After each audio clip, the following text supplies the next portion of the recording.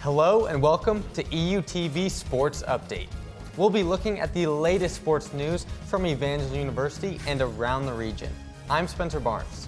We'll also look at football across the nation and check out the latest happenings in professional sports. I'm Josiah Mann, and this is Sports Update on EUTV.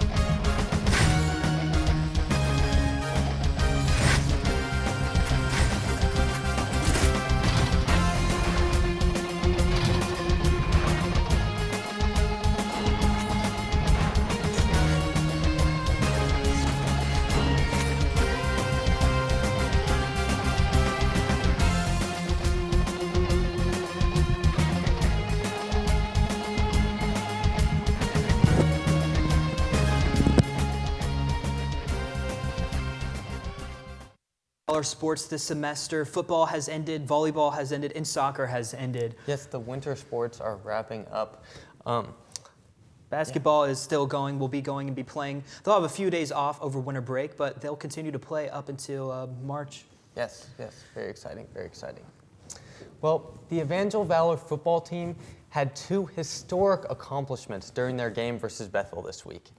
Eric Williams surpassed 1,000 yards rushing this season. He is the first Evangel player to reach the 1,000-yard mark since Demetric Phillips did it in 2005. Jonah Edwards also made history with his 36th career field goal for the Valor, which makes him the all-time field goal leader in Evangel history. Both of these accomplishments are an incredible way to end the year. On top of that, the team ended their 2024 season with a dominant victory over Bethel, winning 38-17. Even though the Valor missed the playoffs, they still had a great season and finished with a record of 8-2. They will look to reload, rebuild, and get better for next season. Evangel Valor Volleyball's remarkable season continued with a strong performance in the KCAC quarterfinals, sweeping 6th-seeded St. Mary Spires 3-0 on Tuesday night. Highlight performances included Lauren Pritchett with 15 kills, Jessica Pritchett delivering 37 assists, and Viviana Sanchez recording 4 blocks. The win marks Evangel's first advancement past the quarterfinals since 2018. On Friday, the Valor faced second-seeded McPherson College in the KCAC semifinals. Despite a valiant effort, including 20 kills from Sanchez and a set-2 victory, the Valor fell 3-1 to the nationally ranked Bulldogs. 6 Valor athletes also earned KCAC All-Conference honors with first-team recognition going to Sanchez and Pritchett. The team unfortunately fell short after the announcement on Monday night, and they are no longer ranked by KCAC. The Evangel men's basketball team opened conference play this weekend against Friends University on Saturday. Without seniors Josh Mason and Steven Salvi, Evangel struggled to match Friends' 52% shooting performance. Despite leading early and narrowing the game, Evangel could not do enough to get the win, losing 83-72. Garrett DeVault scored a season-high 25 points, while Carson Cavalier and Manrique Alvarado added 13 and 11 points. Logan Rogers led the team with 6 rebounds. Evangel's younger players stepped up but couldn't make key defensive stops or capitalize on the open shots. Head coach Bert Capel said that the team's inexperience showed in critical moments. Evangel will face Avalon Wednesday in another conference game. Evangel University is mourning the loss of legendary men's basketball coach Steve Jenkins, who passed away on November 7, 2024, at the age of 72. A 1974 Evangel graduate, Jenkins dedicated 39 years to coaching basketball, baseball, and golf at his alma mater. He led the men's basketball team to a national championship in 2002 and was inducted into the NAIA Hall of Fame in 2014. In recognition of his contributions, Evangel named the court in the new AG Financial Arena Steve Jenkins Court earlier this year. Jenkins is survived by his wife Rhonda and their 3 children, and details of a memorial will be announced soon. Well, it has really been a very busy week for Evangel Valor as they finish things up. No more football, no more volleyball, no more soccer. They finished strong. I was really glad to see that after they suffered 2 losses, to see the Evangel Valor football team make another win. A pretty tremendous win against Bethel, really. Great way to end the season and have some momentum going into next season. Yeah, absolutely. Coming up next, I'll be sitting down with volleyball player Jessica Pritchett to discuss the Evangel Valor Volleyball season. And later, we'll look at some of the games from college football and the UFC fights this weekend. We'll be right back. This is Sports Update.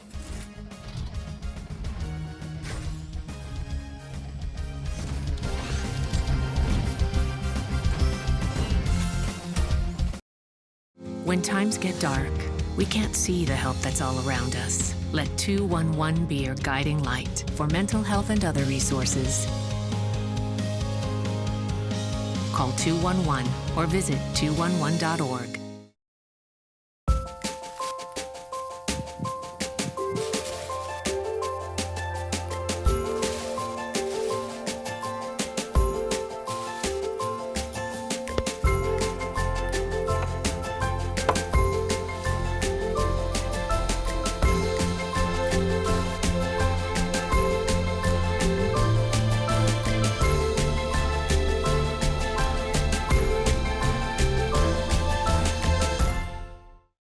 There was an old woman who lived in a shoe. She had so many children, she didn't know what to do.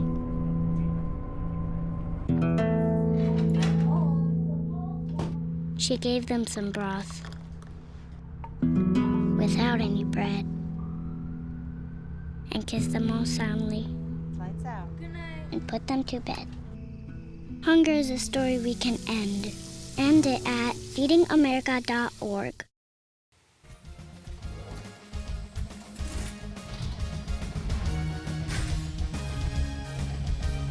Hello, and welcome back to Sports Update. Joining us today is Valor Volleyball athlete Jessica Pritchett. Jessica Pritchett is a setter for the Evangel Volleyball team and has been named KCAC Champion of Courage. Jessica, thank you for being here. Thanks for having me. Jessica, the season is just finished wrapping up. How would you summarize the season for you and your team? Yeah, I think this season was one just of a lot of excitement and just a lot of perseverance, as we had a very, very good season with different levels of teams that we were playing. We had some new girls in this year, and we were a pretty experienced squad. So I think it was just a good season to just go out and give everything we have and just do our best the whole season playing some hard teams. Yeah, what were some of the personal highlights for you as a player, some of the key moments that you felt like you really succeeded? I think just a few personal highlights for me specifically was that I reached my 1,000 career assists, which is a big milestone. That's huge. And that was one of my goals this year, so that was awesome. And then being named like champion of character and all conference was another thing I didn't really expect. But as a team, I think we had some really big games, even if we lost against like top 25 matchups, which were huge, just milestones for us, knowing can we play with these teams? Can we play at that level? And we did. We even beat a few teams that were pretty tough. And I think just all around, a lot of people reaching career milestones was just great for our team. That's great. What is it like being able to play with your sister on the college level?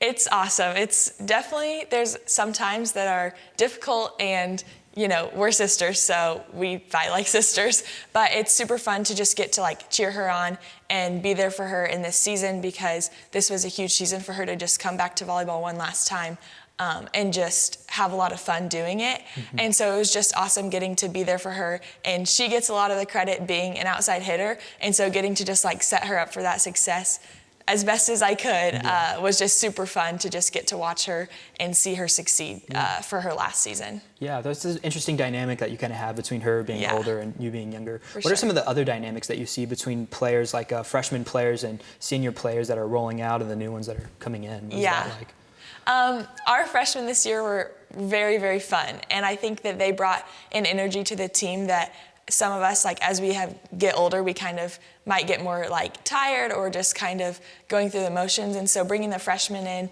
and even some of the sophomores, we're just able to bring this like energy to the seniors and the juniors. And I think they really appreciate that, and they kind of meet that energy. But then they also bring that stability to the team and just allow us all to remember what we're doing and why we're doing it with that like young, fresh like energy. That's great. What are some of the things that you do when you lose a match and when you prepare to take on the next team? How do you guys handle losses and overcome those? Yeah. We definitely come in ready to go the next day. Like, we don't dwell on that loss, and we focus on what we did wrong and how we can improve that for the next game, not dwelling on our mistakes or whatever that was that caused us to lose the game before, but just using that as a way to motivate us and to sharpen the things that we need to sharpen, and looking forward to the next opponent, never dwelling on the last opponent. Yeah, that's great. What are some of the levels of competition that you faced, and what were some of the harder teams that you took on that you maybe defeated or maybe didn't defeat that you were kind of surprised by? Yeah, we started our season off against kind of some lower level teams, and we came out and we were basically sweeping everyone. And then we went to St. Louis, and our first really, really tough matchup was against Missouri Baptist, who was ranked in the top 25. And so we went in like, can we actually play at this level? And we went 4 with them. We played a really clean match. And so we were like, okay, like maybe we can do this. And then as the season went on, we played teams like Oklahoma Wesleyan, who was number 6 in the nation. We played McPherson twice, who was number 16, I think.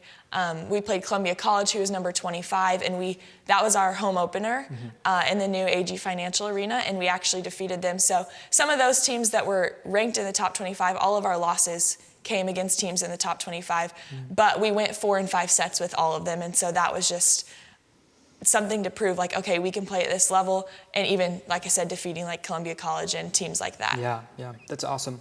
What are you guys doing as you look forward to the next season, as you prepare to take on and overcome and hopefully make it all the way to the top next year? Yeah, we are returning a core group of our players, which is awesome, with a lot of experience, so we're definitely riding off of that. Obviously, we're going to miss a few pieces that are graduating, but we have a lot of, like I said, young, like fresh energy on our team, and then just looking to who else is going to just contribute to that success, but just never stopping now. Like, we're going to get in the gym, we're going to get working on the things that we need to like sharpen and we need to fix with the people we have returning, and just that fresh like energy on our team. We're just going to start now and not wait till later to try to fix those things. Yeah. You were also named, I think you mentioned this earlier, the Champion of Character, KCAC Player of the Week as well. How was that, and what was that like for you? I did not expect that at all, but I am really appreciative and thankful that Coach even nominated me for that. It's just, my heart for the team is just a heart to lead the girls closer to Christ as best as I can, and to give everything I have every day that I step on the floor. And so getting that award was just very encouraging to know that like every day I'm stepping in and like people notice like my character, but it's not, all I want to know is that my character is not because of me, but that I'm hopefully serving the girls and serving the coaches and the other team or the refs or whoever it might be, like every time I step on the floor. So that was just a very encouraging award, but like most of all just points to Christ and how much he's worked through like all the different things I've had to go through this season. So that's amazing. Jessica, thank you so much for being here. Thank you for your time.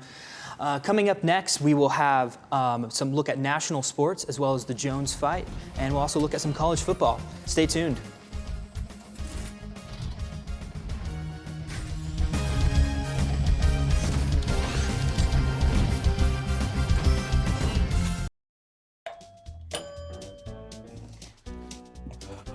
What a disaster. You're a disaster.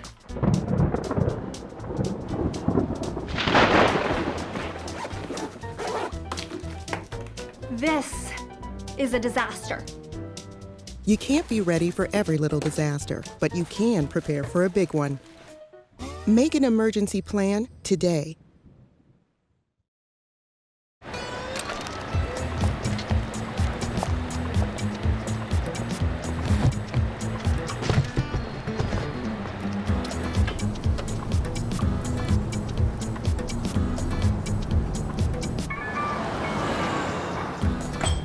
It's a short ride from your neighborhood to your naturehood. To find a neighborhood park or green space near you, visit discovertheforest.org.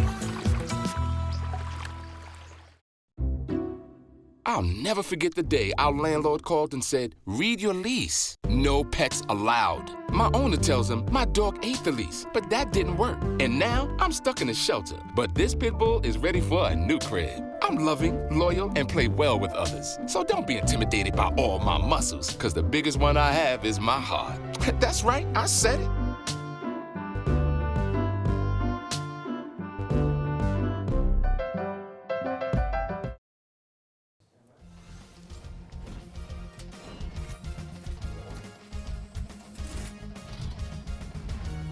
The 2024 race for college football's most coveted award, the Heisman, has come down to two players, Colorado's Travis Hunter and Boise State's Ashton Jeanty. Travis Hunter is a generational talent that is a superstar on offense as a receiver and on defense as a cornerback. He has 74 catches, 911 yards, and 9 touchdowns on offense, paired with 23 tackles, 3 interceptions, and 9 pass breakups on defense. His athleticism is otherworldly, and the catches he makes are straight from a video game. We have never seen a player dominate on both sides of the ball like this, and he somehow manages to play the entire game. He is a player that you just have to watch and see for yourself. Then his competition is Ashton Jeanty, a freak athlete of a running back who has been tearing up the country with rushing yards. Through 10 games, he has 1,893 rushing yards and 26 touchdowns. Yes, I said that correctly, 26 touchdowns. That is an average of 2.6 touchdowns per game. That is unheard of. This Heisman race is going to come down to the wire, as both of these players are doing things the college football world has never seen before. In a highly anticipated matchup this past Sunday, the Kansas City Chiefs faced a formidable challenge against the Buffalo Bills. The game was a showcase of elite quarterback play, with Patrick Mahomes and Josh Allen leading their teams in a closely contested battle. Mahomes connected on 3 touchdown passes, 2 to tight end Noah Gray and 1 to Xavier Worthy, keeping the Chiefs competitive throughout the game. However, the Bills' defense proved resilient, intercepting Mahomes twice and limiting Kansas City's offensive production to a season-low 259 yards. The pivotal moment came in the fourth quarter when, on a crucial 4th and 2, Josh Allen executed a remarkable 26-yard touchdown run, breaking through multiple defenders to extend Buffalo's lead. This decisive play sealed the game, handing the Chiefs their first loss of the season with a final score of 30-21. In a high-scoring matchup on Sunday night, the Cleveland Cavaliers faced off against the Charlotte Hornets. Darius Garland led the Cavaliers with 25 points, while Ty Jerome, stepping in for Donovan Mitchell, matched his career high with 24 points. Evan Mobley contributed 23 points and 11 rebounds, and Jarrett Allen added 21 points and 15 rebounds. The Cavaliers shot an impressive 67% in the first half, maintaining their offensive momentum throughout the game. LaMelo Ball stood out for the Hornets, scoring 31 points and dishing out 12 assists. Despite Ball's efforts, the Cavaliers secured a 128-114 victory, becoming only the 4th team in NBA history to start a season 15-0, joining the ranks of the 2016 Warriors, 1994 Rockets, and 1949 Capitals. This win sets the stage for their upcoming game against the defending champion Boston Celtics on Tuesday. On Saturday, the world tuned in to watch the UFC Heavyweight Championship between Jon Jones and Stipe Miocic. Jones is regarded as the greatest mixed martial artist of all time, and Stipe is considered the greatest heavyweight of all time. It is truly a clash of titans, and the matchup was highly anticipated. The first round was dominated by Jones. He easily took Stipe down and rained down vicious elbows. The fight was close to being stopped, but Stipe managed to hang on. In round 2, both fighters had their moments, but neither landed anything big. Then in round 3, Jones unleashed a brutal spinning back kick that slammed into Stipe's ribcage. He instantly dropped to the ground in pain, and Jones landed a few ground and pound shots before the ref stopped the fight. In the moments after, he grabbed the microphone and gave all the glory to God. He looked right into the camera and told the world that Jesus is king and he loves everyone. It really is amazing to see the world's best athletes use their platform to tell people about Jesus. Spencer, that is a great fight. Jim Jones, it was absolutely incredible. I was able to watch some of the highlights, but not the full game. But there is one more fight that we have to talk about. You know what fight that is? Yes, we have to talk about it. We have to talk about the Jake Paul and Mike Tyson fight. I think there's almost a 17-year difference between Mike Tyson and Jake Paul, but Jake Paul felt that he needed to prove to the world that he's a real boxer by fighting the ultimate fighter of all time, Mike Tyson, and he did win, although it was a really poor fight, if I dare say so. Mike Tyson looked every bit of 58 years old. He looked slow, kind of sad. It was hard to watch. It really was, yeah. Well, when we come back, we'll have the EUTV Player of the Week. We'll also have your upcoming Evangel games this week. We'll be right back.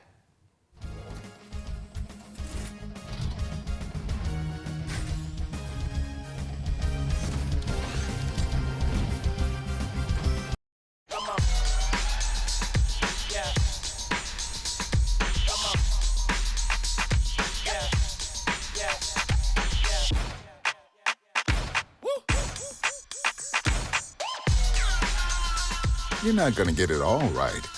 Just make sure you nail the big stuff, like making sure your kids are in the right seat for their age and size. Get it right at nhtsa.gov/the-right-seat. Hey, Bobo, do trees tell each other stories? I'm sorry. I'm afraid I don't know that. Hey, why don't we go find out? Listen.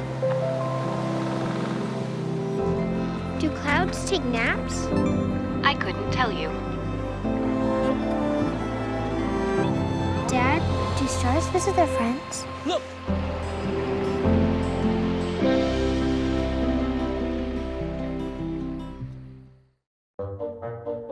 They call me Prince like I'm royalty or something.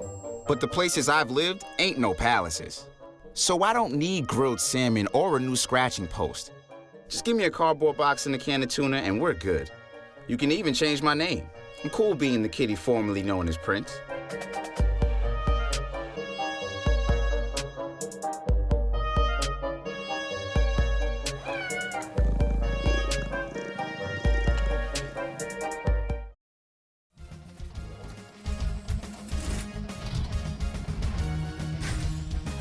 It's now time for the EUTV Sports Player of the Week. Evangel University's junior middle blocker Viviana Sanchez has been a dominant force on the court this season. Sanchez leads the team with an impressive 136 blocks, adding a powerful presence to the net. She also ranks third in kills with 230, showing her versatility and offensive impact. Her 1.35 blocks per set placed her second in the KCAC and seventh nationally, making her one of the most formidable defenders in the league. These outstanding stats earned her first-team all-conference honors, a testament to her leadership and skill in helping the Valor push deeper into the postseason. Sanchez continues to be a cornerstone for Evangel Volleyball as they strive for the conference tournament. Yeah, Viviana Sanchez is really a truly remarkable player. We got to sit down earlier with her friend Jessica Pritchett and teammate and talk about some of the season as they wrapped up the season. We were able to talk about that. They've had a great season. They really have. And now let's go to the upcoming games of the week.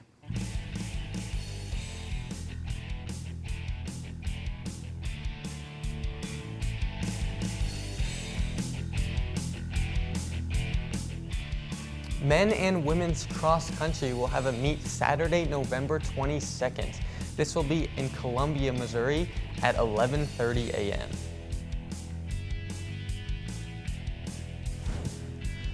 Coming up with men's basketball this Wednesday, November 20th, they will be playing against Avila University at 7:30 p.m. in the AG Financial Arena. And then on Saturday, November 16th, they will be traveling to Hillsborough, Kansas to play Tabor College at 4 p.m.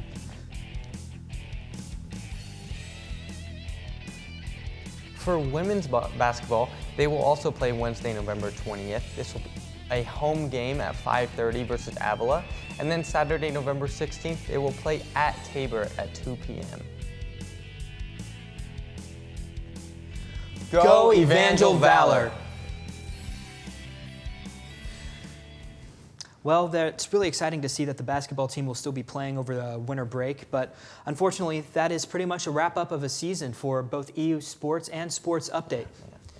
That is all the time that we have for today for Sports Update, and we invite you to check out euvalormedia.com for all the latest Evangel news and media. I'm Josiah Mann. And I'm Spencer Barnes.